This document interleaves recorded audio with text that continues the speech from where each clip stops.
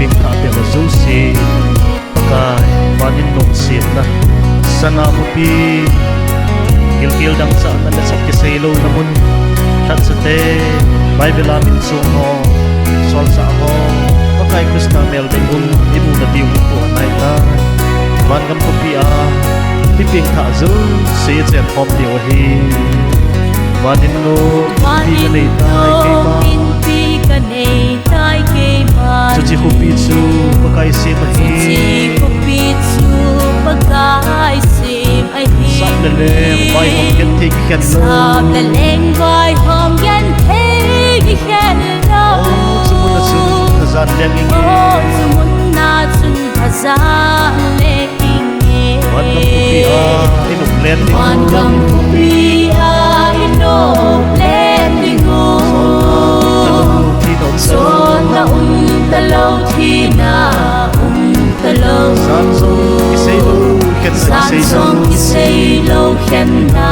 ki sei lo pim tha zu se chen na ding mi kama ping kha so si chen na ding kama van gam mi ta san sa te ho in no van gam mi ta san sa te ho in no mun bang kisilin hazan ki lengin mun bang kisilin hazan ki lengin leila van dalna let na pakaya le na pakaya athing ti ki ba choi tan te athing ti in ki ba choi tan te van gam ko pi ai no len ding van gam ko pi ai no len ding son na ta lo thi na ta lo san song ki sei lo ken na ki sei lo san song ki sei lo khen na ki sei lo pim tha zu se chen na ding mi kama ping kha so si chen na ding kama mi sang som sang za la pakai dia mi sang som sang za la pakai dia ken su ko min te chu gam hlung dingin so umin te chu gam dingin hoi na na hlek poi thep na na hlek hoi nan an heng poi thep nan an heng poi mi ping tha te chu gam ilu di mi ping tha te chu gam ilo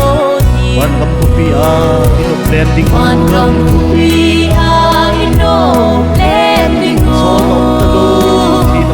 son na ta lo thi na ta lo san song ki sei lo khen na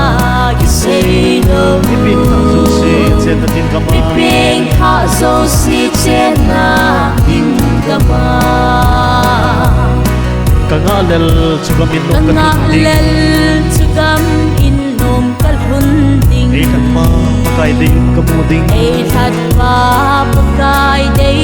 kamu ding chi sa ngai chen su mai ki kim ding chi sa ngai cheng so mai ki kim ding mi thing bible min su kamu mi theng bible min song kamu ding van gam ko pi a inuk len ding van gam ko pi